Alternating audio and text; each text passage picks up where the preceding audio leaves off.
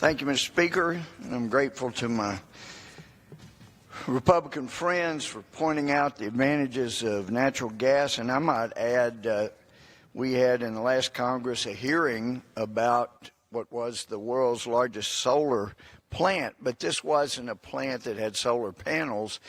It had thousands of mirrors pointing to 3 different towers that would superheat the water, that would turn to steam, that would drive turbines and produce electricity. But I had one article here. This was from February 2014, but it talked about the Ivanpah Solar Electric Generating System sprawling across roughly 5 square miles of federal land. That's Mojave Desert area near the California-Nevada border. But it had opened, and it was glorified. Let's see, there was $1.6 billion in loan, federal loan, 600 and some odd million in grants to help them make their payments. Years later, they've paid $7 million, or well, 2 years ago they had paid back, I think they said $7 million of the $2.2 billion. But anyway, this article was, though, about the world's largest solar plant scorching birds in the Nevada desert. From testimony we heard, apparently this solar plant, as birds would fly through the superheated sunlight, it would cause them to explode in flame, which is why the locals called them flamers. And originally they were not expecting to have to spend a lot of money cleaning mirrors with water because they thought it'd just be dust. They didn't anticipate all the flaming bird debris. Some of them endangered species, I'm quite sure. In a period of February through June, there were 290 of those flamers that exploded in flame and scattered their bird debris. But anyway, that was the solar side of it. And since they had a contract to provide all this electricity and they'd used up their $2.2 billion, what do you do when you don't have $2.2 billion and the ability to burn up endangered species, and you don't have that kind of government grant? Well, you take just a little bit of money and you do what they did. You use natural gas, very environmentally friendly, and you can create a natural gas electrical plant very, very cheaply and make up for what the fire, the flaming birds, and all the other things did to slow down this great solar-powered plant. So there's a lot to be said for natural gas. We did have a hearing yesterday, and one of the things I did not get to point out that I had highlighted, just didn't have enough time to ask Inspector General about, since his conclusion was, even though there were hundreds of pages that clearly reflected not just bias but angry, hateful animus against Donald Trump, Republicans, but certainly Donald Trump. In the IG, it seemed very clear to me, with hundreds of pages documenting the overwhelming bias among those that were supposed to be fair and impartial, figuratively depicting justice being blind. Well,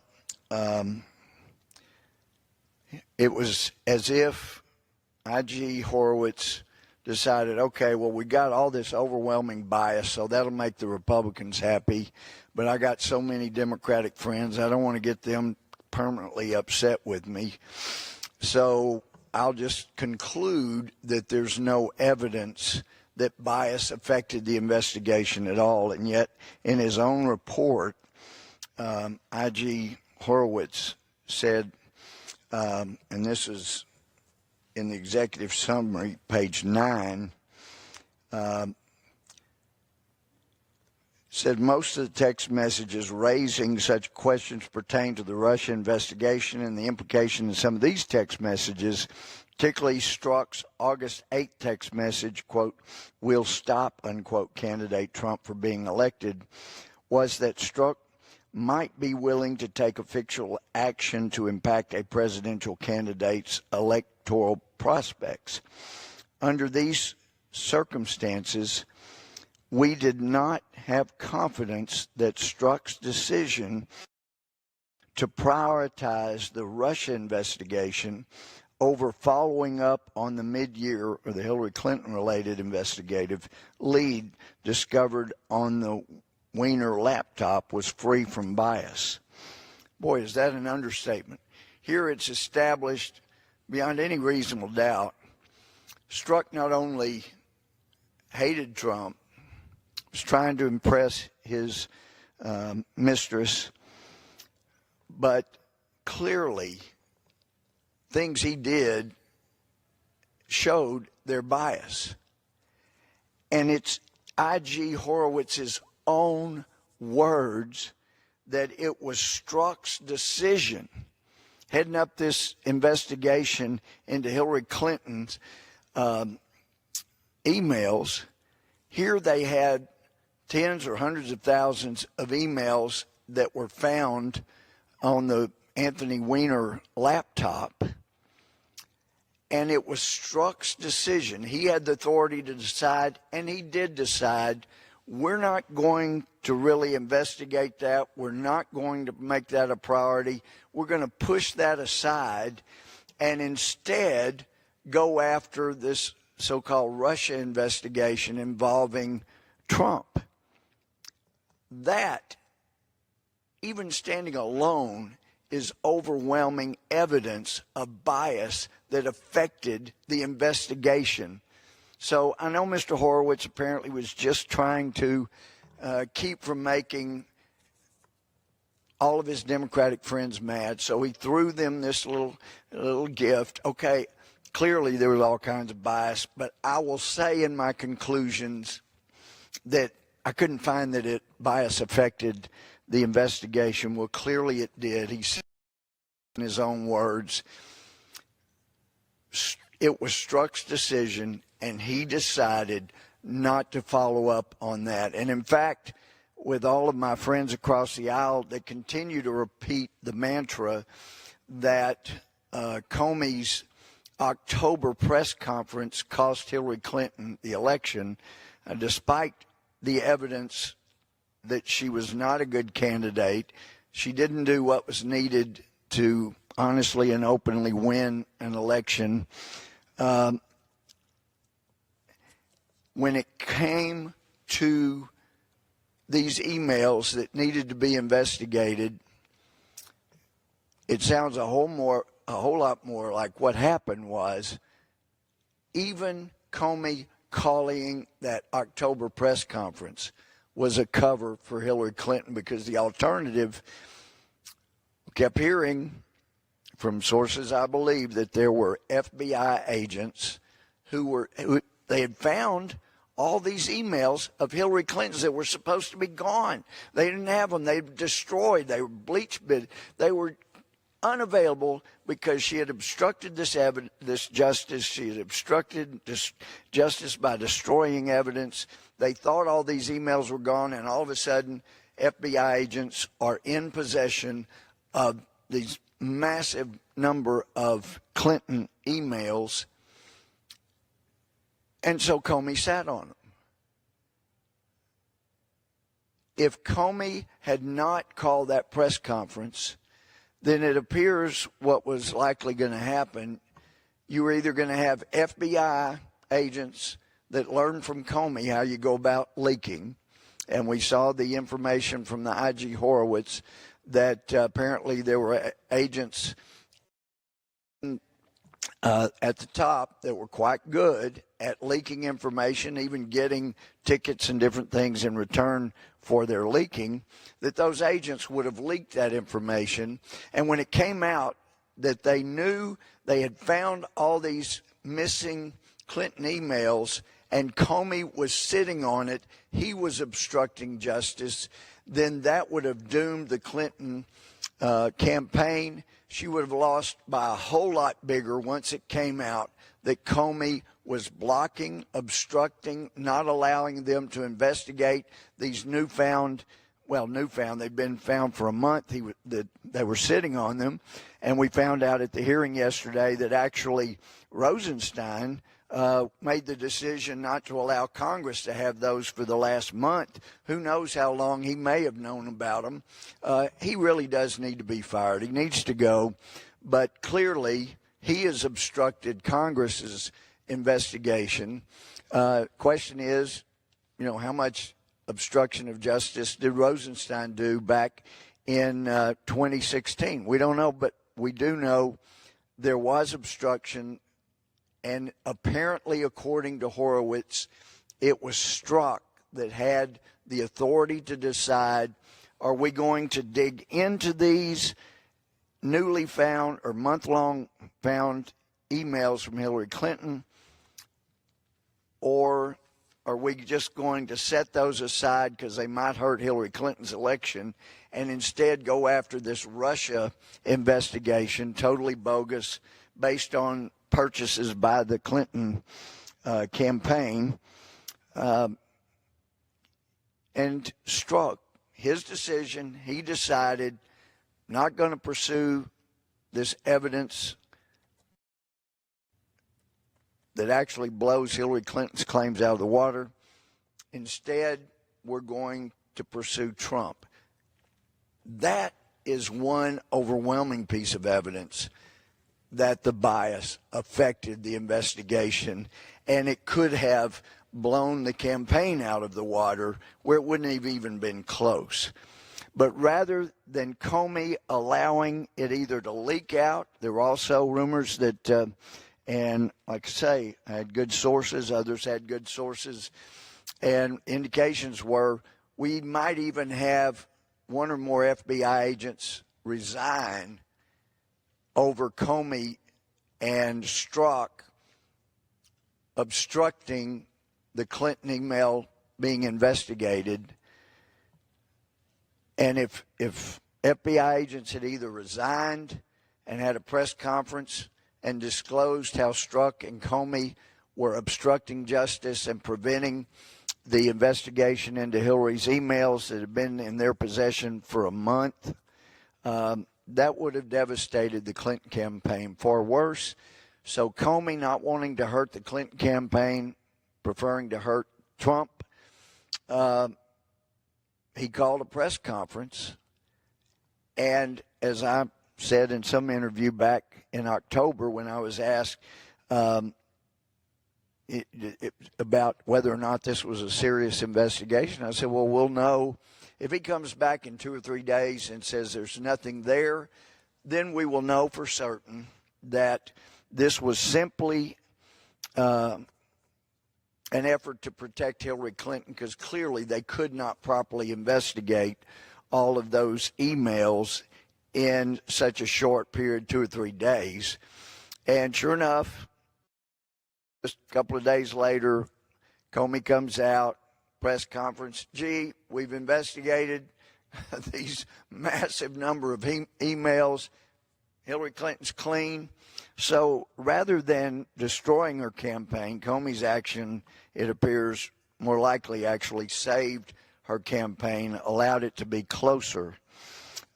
So just that little bit of information that I didn't get to yesterday. Now, it's absolutely incredible what has gone on, not on our southern border. That's amazing enough. But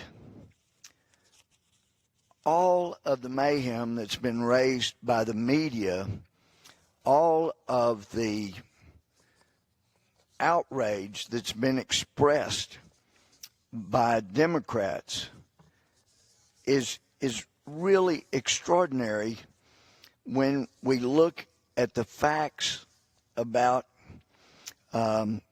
what's been going on since 1997. Not new laws, not terribly new laws, that this administration is working with. And unlike the Obama administration, this administration has not seen fit to just speak new laws into existence, like with DACA. President Obama, like any good totalitarian monarch, he spoke that he wanted this law, and he didn't even sign the new royal edict. He just spoke it into law.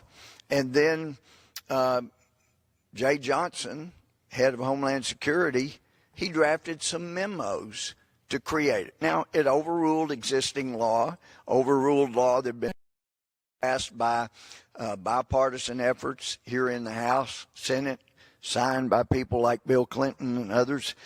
But anyway, he spoke it into law. Here, we have an administration that really does want to follow the law. And I had been down on the border all hours of the night and day as well.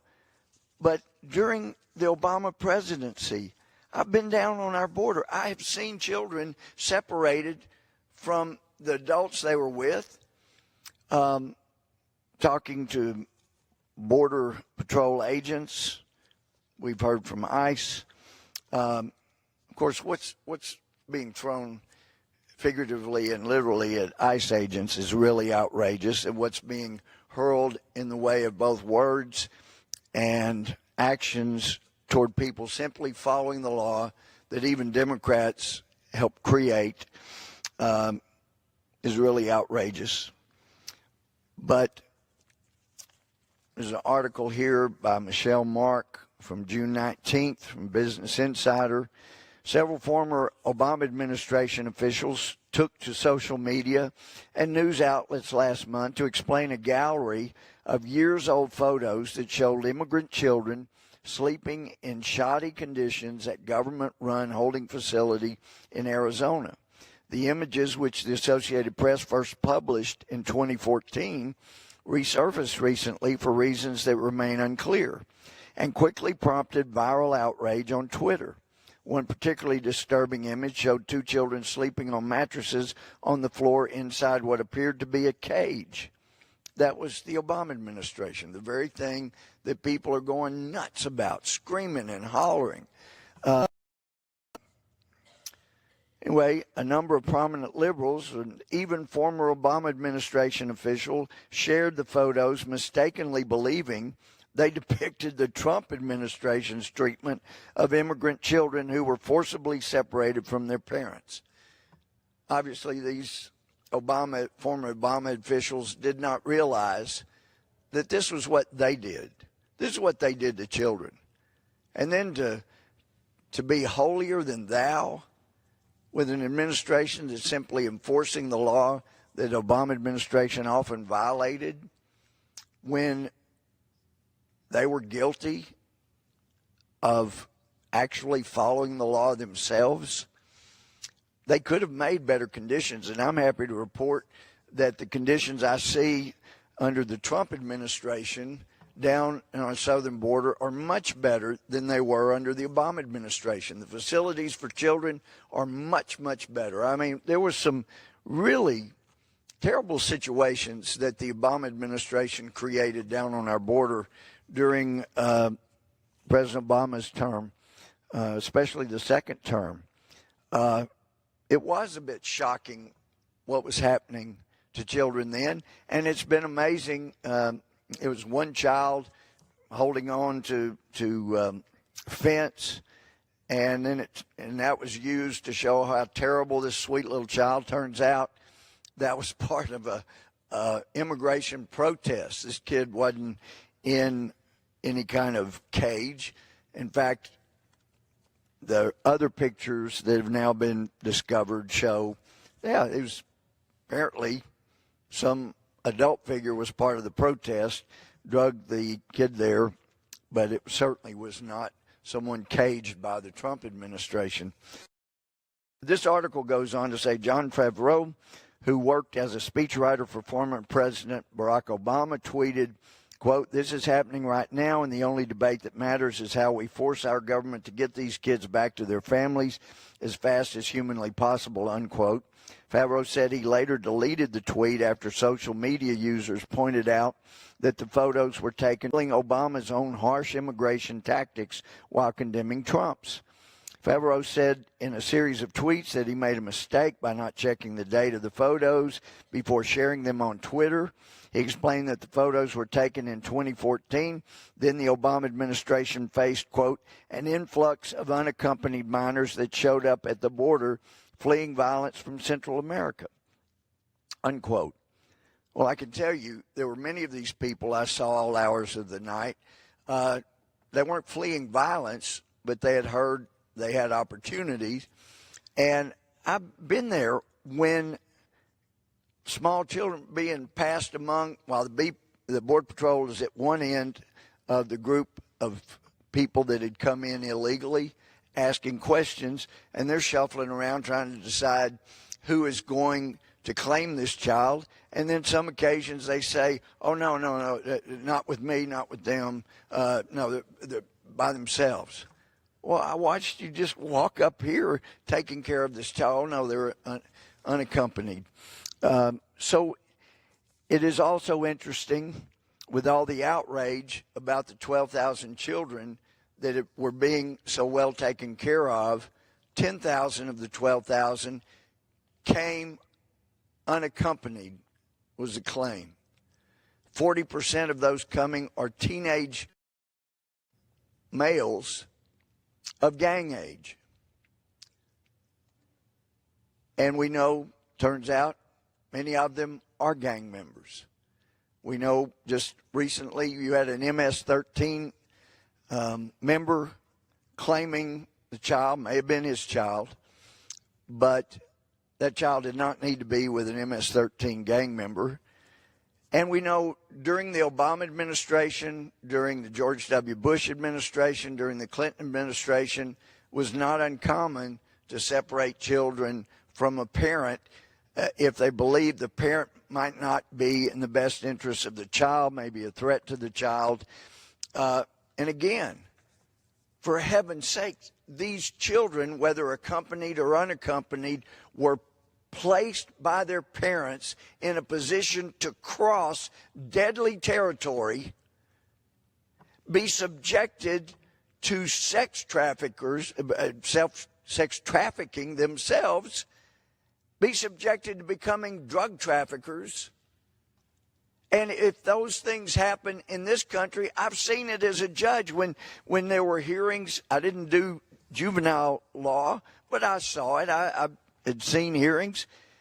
And you have parents, if they let their child here in Texas, in America, do the things that parents from other countries allowed their children to go through, there's a good chance, at least Texas, Child Protective Services would have grabbed that child and said, this is an unfit parent to let them go across desert, to let them be in the hands of gang members, to let them be subjected to sex trafficking, drug trafficking. And I've also been there when the Border Patrol have asked, it wasn't on their list, but frequently they'd ask, how much pay to the gang or the drug cartel to bring you in? $5,000, $6,000, $7,000, $8,000. Where'd you get that kind of money? You didn't have that kind of money. And often the final answer after 1,000, 1,500 here, 2,000 there, somebody from America sent this, got this. Well, where did you get the rest? Often the final answer was, they're going to let me work that off when I get where we're going. Well, how do you work it off? It's either drug trafficking or sex trafficking is the way that normally got worked off. And any parent that would subject their children to that, and like say 10,000 out of 12,000 were unaccompanied that are down there right now where they're trying to figure out what's to be done, the outrage ought to be with parents that would allow that to happen, and the outrage ought to be with a political party or with any people that would hang out shiny object of great life here, free benefits, welfare. If you'll just come across desert, risk sex trafficking, risk drug trafficking, come on. Now, the border's got to be secure. That is the humane thing to do. We stopped the 80 billion or so in drugs that came across our border, estimated last year by some. Then the corruption in Mexico and Central America dries up to next to nothing. Those people end up with a better economy, a better life, better jobs. That's what we would do if we were a true, caring, loving neighbor. We would make sure that our wall made a good neighbor, stop the drug trafficking. And these poor people that are made to be drug mules, made to be drug traffickers, they're poisoning Americans. I mean, it is a matter of national security. Donald Trump is exactly right to be so concerned, to want a zero tolerance policy. And so is Jeff Sessions.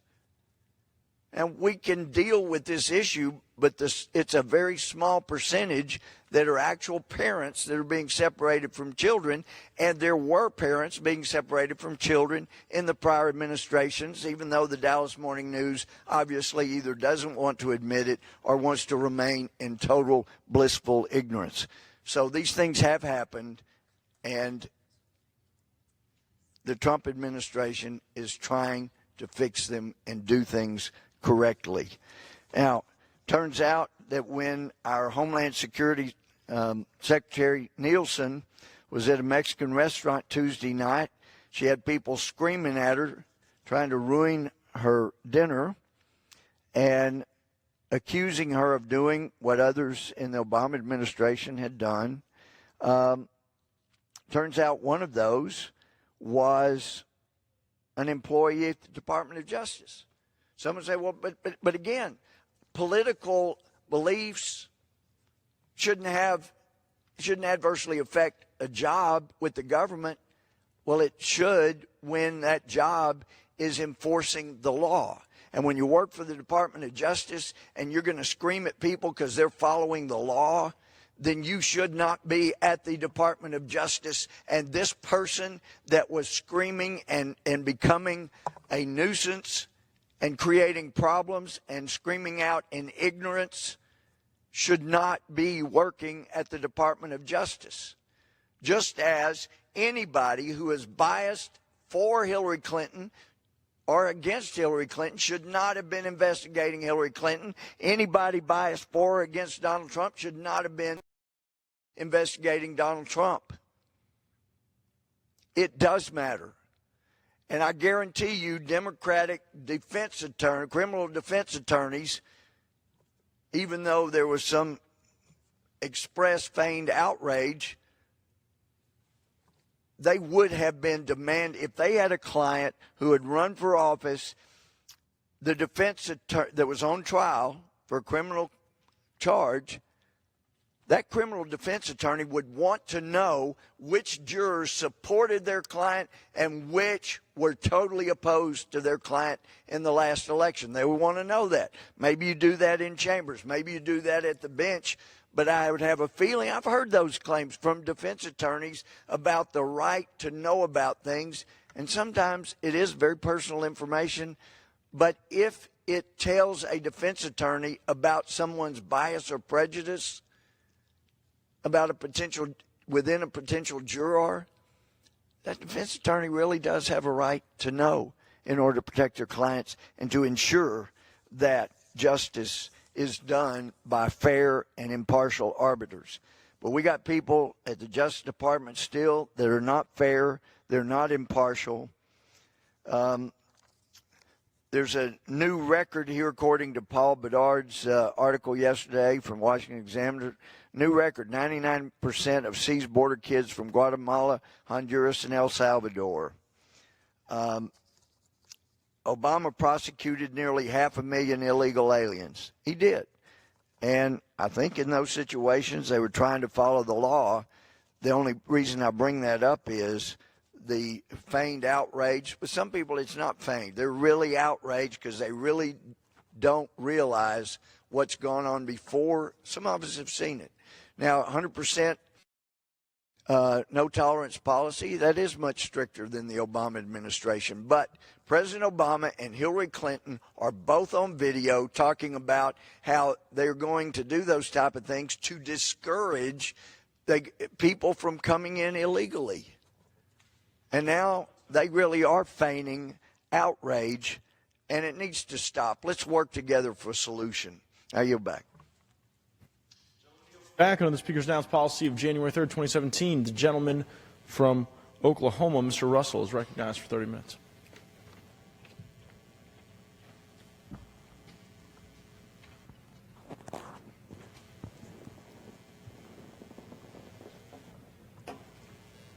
Thank you, Mr. Speaker. Dr. Kevin Porteous, professor at Hillsdale College, made an interesting observation in his excellent study, Immigration and the American Founding. And I quote, "America's immigration problem is not with immigrants, but with Americans. In order for the founders' policies to be intelligible and effective, America must return to the founders' principles of justice. If America is not based on those principles, then it is like the other nations, and the idea of